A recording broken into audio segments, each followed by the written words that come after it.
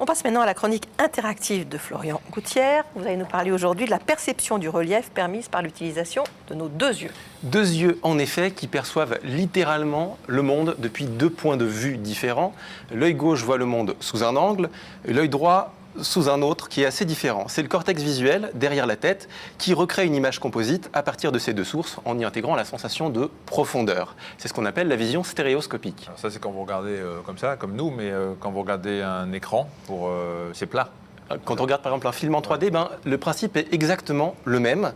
On force nos yeux à voir deux images distinctes, deux images qui correspondent à ce qu'ils auraient pu percevoir indépendamment depuis leur position sur le visage.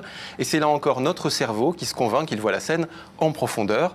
Il existe plein de techniques pour forcer chaque œil à voir une image différente. On peut penser par exemple à ce type de lunettes, voilà, avec des verres colorés. Effectivement. Alors avec ces techniques, il faut quand même que la scène que l'on montre soit filmée depuis deux points de vue différents, par deux caméras, et on diffuse deux images. Et pourtant, Marina, il existe une technique qui permet de réaliser un film en relief à partir d'une seule caméra. Et c'est grâce à cette technique que nos téléspectateurs vont pour la première fois de l'histoire voir le magazine de la santé en relief, pour peu qu'ils se soient munis d'une vieille paire de lunettes qu'ils pourront détruire tout à l'heure. Alors, pour expliquer ce miracle télévisuel, on va déjà commencer par une expérience tous ensemble, y compris avec vous derrière l'écran. Donc, on va tendre notre pouce droit en fermant l'œil gauche. Et votre main gauche, vous la rapprochez près de votre visage, pouce tendu. Votre pouce doit complètement éclipser, masquer le pouce de derrière. Voilà, et maintenant vous changez d'œil. Et vous observez, il y a un décalage. Oui, le pouce gauche s'est décalé sur la droite. Exactement. Alors déjà, il faut connaître sa droite et sa gauche. C'est ça, c'est le seul... Il faut aussi arriver à fermer un seul œil. Je peux fermer que l'œil droit, pas l'œil gauche, j'y arrive pas. Alors notez que les objets les plus près de nous... Vous avez fait un scanner, toi ? Mais non, mais j'y suis jamais arrivé. Bon, non, il n'y a pas de problème. Les objets les plus près de nous, ce sont ceux qui se décalent le plus. Alors on va juste, ça s'appelle la parallaxe, ce phénomène. On va retenir juste le fait que lorsqu'on regarde de l'œil gauche, et uniquement de l'œil gauche, les objets semblent se décaler vers la droite. On va retenir ça, ça va être très utile tout à l'heure. D'accord. Et maintenant, on va faire un détour par l'année 1922, l'année où un physicien allemand spécialiste de l'optique, Karl Pulfrich, publie dans la revue Naturwissenschaften une série d'expériences qui démontrent un fait étonnant, c'est qu'une image lumineuse est traitée par le cerveau plus rapidement qu'une image moins lumineuse. Quand je dis plus rapidement, c'est quelques dizaines de millisecondes. Ça n'a l'air de rien, mais ça fait tout. Parce que si l'on obscurcit l'un de nos yeux avec un verre de lunettes, par exemple, eh bien, les images d'une même scène vont être traitées en décalé par notre cerveau. Alors on va illustrer ça tout de suite avec une scène de fête foraine, voilà, une pêche au canard. On va prendre comme point de repère qui n'est pas en 3D, petit canard bleu. Non, voilà. On prend ce petit canard bleu. À un instant, cette image, elle quitte l'écran et elle arrive à nos yeux. L'image reçue de l'œil droit est traitée presque instantanément par le cerveau. L'image reçue de l'œil gauche étant assombrie, elle va être analysée, comme on vient de le dire, avec un temps de retard. Une autre image est déjà arrivée, le signal issu de l'œil droit est alors traité en même temps que celui qui a été envoyé avant par l'œil gauche. Il y a un décalage. Or, comme la scène est en mouvement vers la gauche, l'image traitée en retard par le cerveau, celle qui est issue de l'œil gauche, elle présente tous les éléments de la scène un peu plus à droite. Regardez le canard, voilà, on retrouve notre parallaxe. Ah, c'est fascinant ça.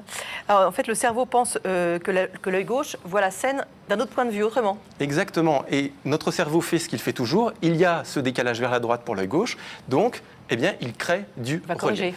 Il va recréer le relief à partir de ça. Alors à cette théorie, on va passer à la pratique, que tout le monde se saisisse donc de sa paire de lunettes. C'est une vieille paire de lunettes, il faudrait arriver à faire sauter le verre droit. Le verre droit. Alors si vous n'avez pas une vieille paire de lunettes, vous pouvez regarder comme ça sera juste un peu moins confortable. Plus le verre est sombre, plus l'expérience va être étonnante. Rapprochez-vous il faut pas se de cacher l'écran. Non, il faut vraiment avoir le verre obscurci. Donc vous chaussez vos lunettes et c'est parti. Voilà, alors pour des images qui défilent vers la gauche, dont les éléments semblent disparaître vers la gauche et apparaître vers la droite, il faut porter le verre sombre à gauche. Il faut un peu de temps pour voir apparaître la profondeur. Ah oui, c'est incroyable. Quand on enlève et qu'on remet, c'est hallucinant. C'est fou ça. C'est dingue, hein? Alors, là, on voit en 3D, on voit les chevaux, on voit tous les éléments du manège en 3 dimensions. On voit qu'il y a une profondeur, quoi.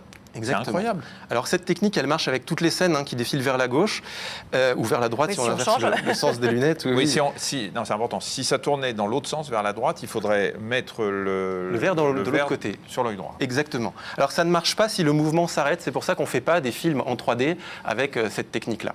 Alors là, on est revenu sur le plateau. Juste une chose, si vous avez Au moins, des... vous voyez clair. J'y vois clair. Ouais. Si jamais vous avez des vieilles vidéos de vacances, vous avez par exemple posé votre caméra, votre caméscope sur le ponton du bateau et que le bateau défiler. avance, eh ben, vous pouvez revoir vos images de vacances en relief. Et là, si une caméra se met en mouvement sur le plateau, on va pouvoir voir l'émission. Tous Voilà. les spectateurs, ils la Voilà, voient. il Là, faut on tourne rechausser dans la vos droite. Là, on tourne vers la droite, là. Donc vers à gauche. Donc l'image va à gauche. Exactement. Vers à droite si la scène repart vers la droite. Voilà, donc là, Donc nos là- téléspectateurs voient pour la première fois le magazine Ah de la oui. santé en relief. Et si la caméra repart dans l'autre sens, on va inverser le sens des lunettes. Hop, Hop. on prendra une paire de lunettes. On va mettre ça comme ça. Voilà, alors on est au magazine de la santé. Oui, Cet effet découvert par Karl Pulfrich, on imagine que ça a passionné les neurologues. ça a Et- passionné les neurologues, les neurologues et les ophtalmologues, Ah oui. parce qu'un retard de traitement du signal lumineux par le cerveau, ça peut correspondre à des pathologies de l'œil ou du nerf optique. On a des cas documentés de personnes qui perçoivent spontanément le relief Ah, d'accord. pour des images en 2 dimensions en Oui. mouvement, dans des cas de cataracte ou des cas aigus de névrite optique. Alors ça n'est pas utilisé comme une méthode diagnostique parce que le phénomène est assez subtil. Par contre, il y a beaucoup de neurologues qui alertent du fait que ça peut être dangereux pour des personnes qui ont ces pathologies, puisqu'ils ont du mal à percevoir les distances.